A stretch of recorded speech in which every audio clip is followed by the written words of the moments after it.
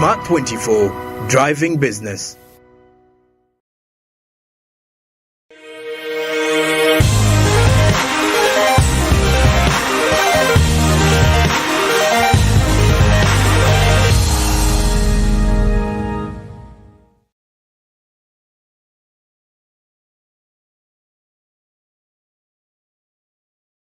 We'll be back from the break. You're still watching the Policon. I'm Andrew Barigi, and I'm with Dr. Brenda Tivamwenda, spokesperson, Office of the National Chairman, Patriotism and Investment. Something very key, probably, which we may not have taken a very tricky discussion that probably some people have not given it some critical attention, but in a way, it is impacting quite lots of, businesses in Uganda and also away from Uganda.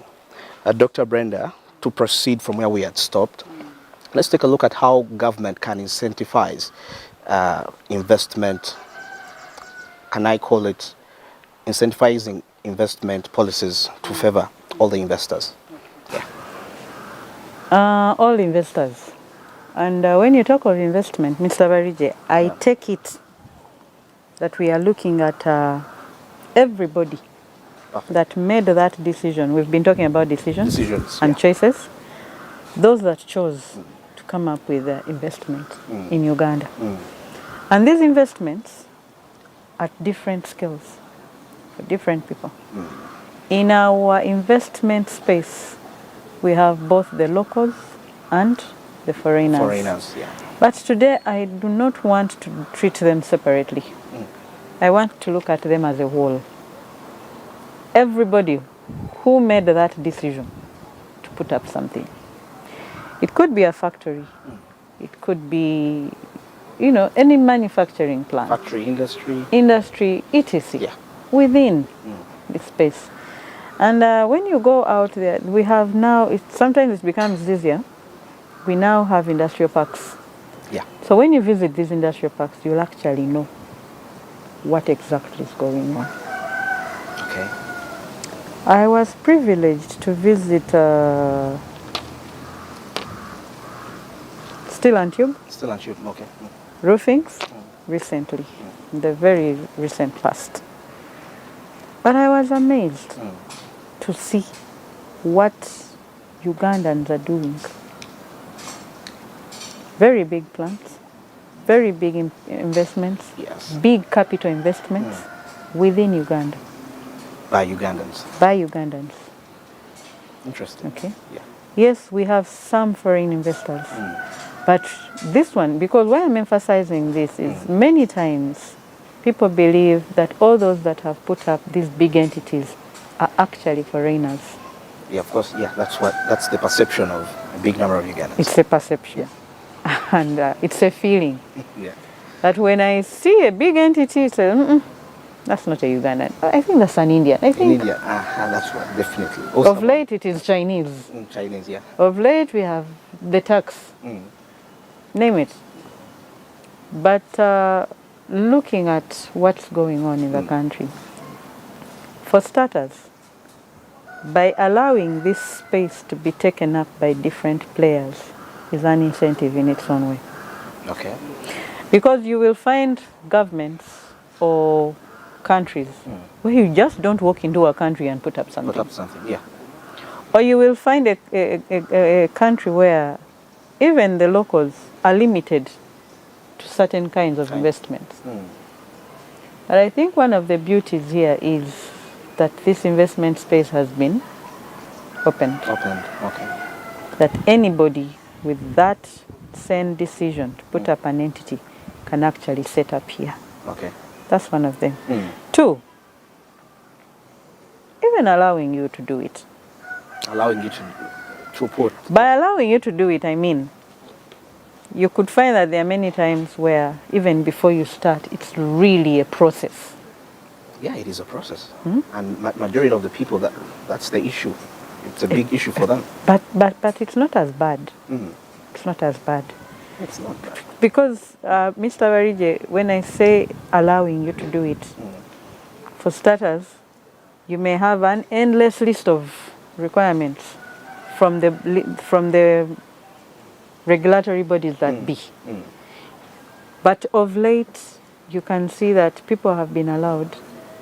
For example, if I want a factory, the different assessment is done. Different things are put in place. They will just find out if you are actually up to doing what you have to do, and you will be able to do business. Okay? Okay. You will be able to do business. So, some of the incentives to me, like I said, I managed to visit a few entities. We need to look at the needs of different entities. Wow, they are unique to individuals. That is very good. Let's emphasize that point. They are Uniqueness, yes. to individuals and to different entities. Because the need for a beverage company is different from the need of a steel company. Absolutely. Is different from the need of a food manufacturing entity. Is different from the need, to some, it's transport. Yeah. Okay? One of the key issues, for example, roofings. Theirs is the rail line. They actually have a rail within their premises. Yeah. And their need is government should actually make sure that this is running, up and running. Because it's going to cut their transportation costs. It's going to enable them get their goods to wherever they have to be in time. Yeah. That is their need. Then you'll go to roofing, to steel and tube.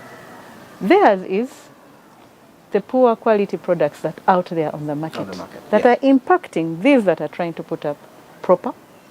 So what can government come up with to make sure that all these needs are put into consideration and are looked at in their own uniqueness? Harmonization. In their uniqueness. How do we handle all this? Then you have the Bureau of Standards, etc., all those. Is all this workable? Is all this working? What has been put in place for all these different people? You look at a beverage company, they will also have their needs, their additives, and whatever they choose to use. The taxation. Taxation is different. And I think when you come to taxation, this is a common song for everybody. Every trader. In this one, you get a bigger choir. Those that are singing about taxation. You have a bigger choir. So maybe government could look at this. What are the taxation policies in place? How are they affecting all these people? Yeah, because like I told you, saying that because now we are in the first month of the new financial year, we saw new taxes being put in place. The income tax amendment bill, there was I saw one on lotteries, from 20% to 30%, and this and the members of parliament was saying, I don't remember the name of the actual MP actually, they was saying the local SMEs are the biggest victims of the new taxes, and yet the people that have the potential to pay these taxes are free from them. Exempt. Middle playing field. Middle playing field. What is that?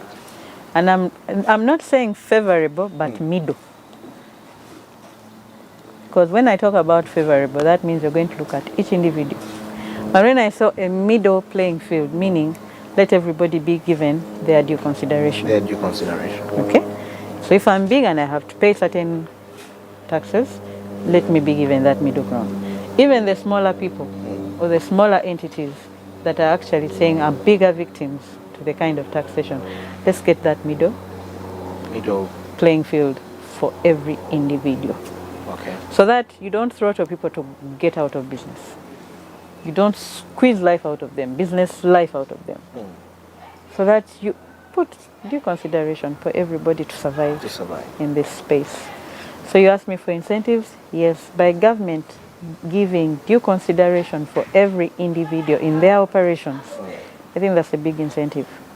Where not only Brenda's entity should be squeezed out of operations, but if all of us are given due consideration, and then we have space and we can breathe and work and operate, then I think that is key. That is key. Now maybe if we are to take a look at the different bodies, the Uganda Investment Authority, the Ministry of Trade, how are they hoping to help all investors? But today,